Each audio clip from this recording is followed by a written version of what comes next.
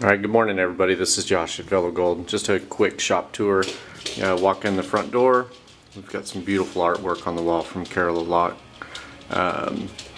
Some merchandise, tires, lube, nutrition, all that stuff. And of course, Mr. the dog. What's up, Rocks?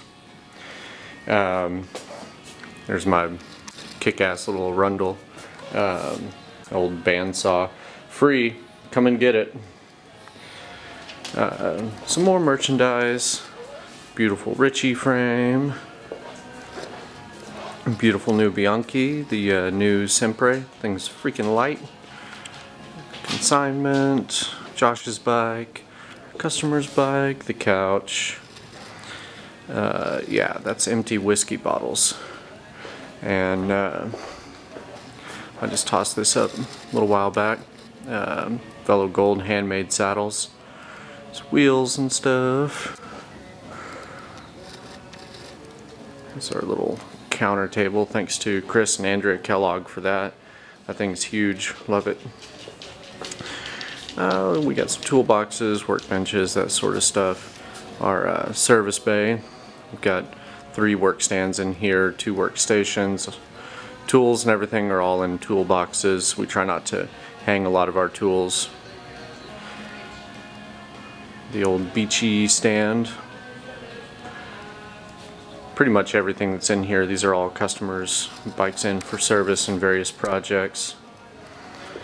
We'll go back here and keep special order items and customers' items from repairs and that sort of stuff over here. Emergency use bandsaw. We had to get the Chinese bandsaw whenever the old Dayton motor blew out. So we've got a few grinding stations, polishing, the little hand mill. This thing's great. It's a 1988. Just a small little hand mill, great for the bike shop. We don't really have room for, a Bridgeport or anything. If we did, that's certainly the route that we would go, but this thing is pretty fantastic for, again, most of the stuff that we do. Got a DRO on the quill, so we can do some accurate work with it.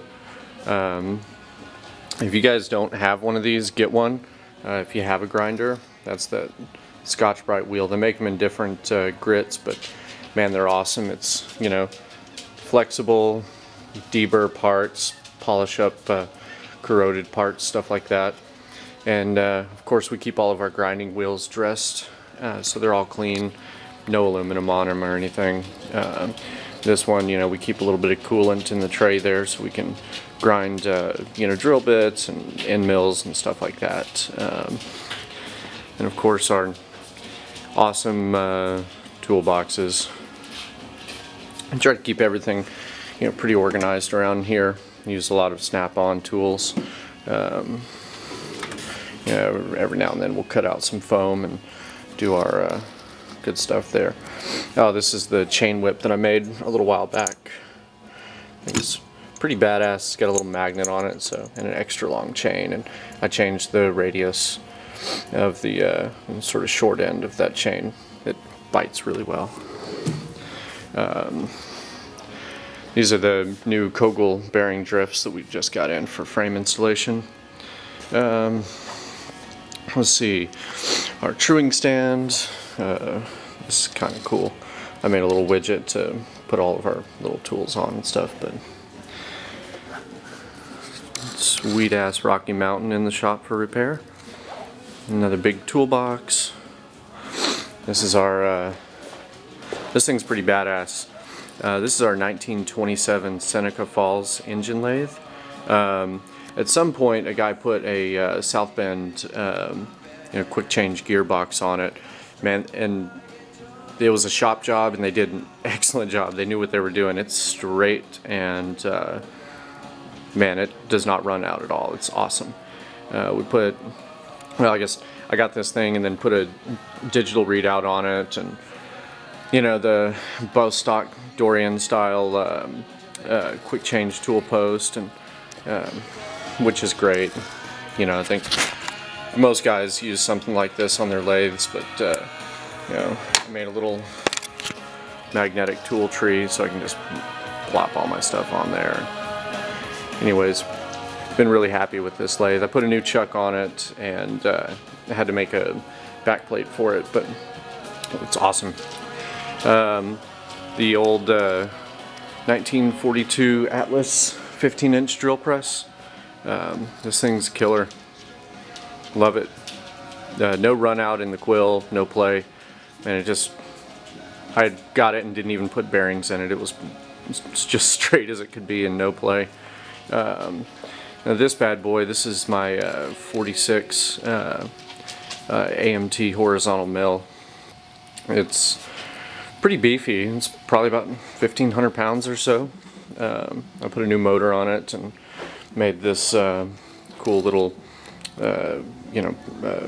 basically a belt tensioner.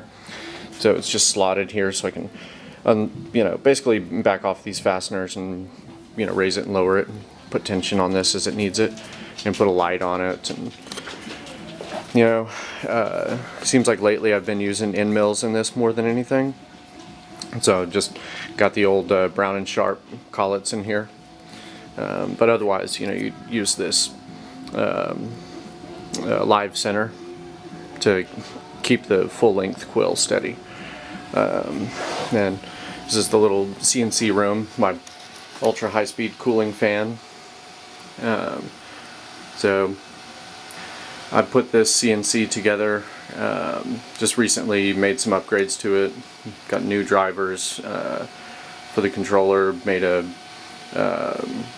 oiling system and made a manifold for it and everything, put in a new coolant system, and we don't do huge parts or anything, and we don't do a lot of repeat parts, so it's really great. It's a mess because I just finished making a little widget that I'll show you here in a sec, but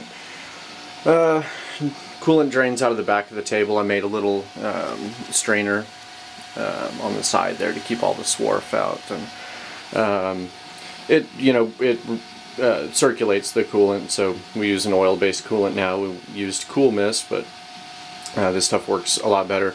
More lubricity, so our parts come out looking shinier, and it seems like our tools deflect a lot less with an oil-based coolant.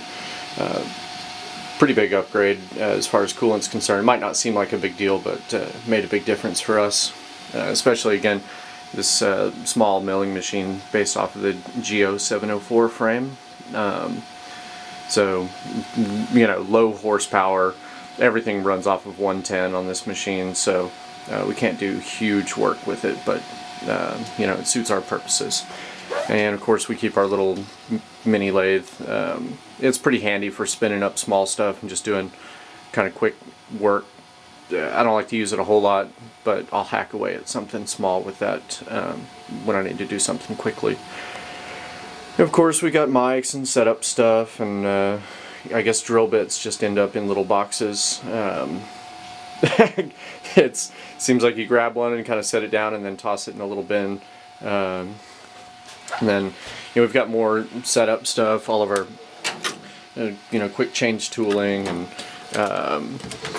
boxes of end mills and drill bits, and parallels and different setup things, and another box just full of end mills and drill bits and reams, and drill bushings and guides, and radius cutters, ball cutters, so Chinese end mill set. If you break something, you need something for an emergency, those are great to have. Of course, more end mills, and this thing's great. The old Brown and Sharp. This is basically a height gauge, but it's pretty big. So, and I don't have a nice surface plate, a granite surface plate, but just measuring tool offsets and stuff, it works fine for us. The computer I use for doing all my CAD design and CAM and all that. And I made this little stand. It articulates around, and so I can get to the computer, and I don't have a pendant to control the CNC, so I'll move that thing around as needed. And then in the back we've got, I think it's a mess right now, but we've got a room back here where we keep all of our carbon fiber and you know, resin and all that stuff. And yeah, it's a little bit of a mess, but you know, it's works fine for us. This is all dry material. We do wet layup. Of course, we vacuum bag all of our parts, and so all the tooling and stuff for our parts we make here. All the designs and masters and everything we make here in-house by hand most of the time. Have done some 3D printing of models and tools, but you know, we're a small shop, and you know, no big aspirations for composite manufacturing, but it is nice to be able to have all the stuff you need and run a good process for making stuff. And all these frames are in for frame repair and special crap. Oh yeah, this is a little widget that I made. Just I guess made this kind of late last night. Just a little Garmin mount. This you know, bar stem combo has some essentially riv nuts in the bottom of it, so you can mount stuff like this. Pretty simple part for us to make, but it's nice to be able to kind of, you know, for the most part conceal the A junction, and you know, it's just zip tight on there, but you know, it works great. So anyways, that's our little bike shop. Oh yeah, and of course we've got some cool artwork up there by Cara Laloc. Those are all prints, paintings that she's done. So anyways, y'all have a good day.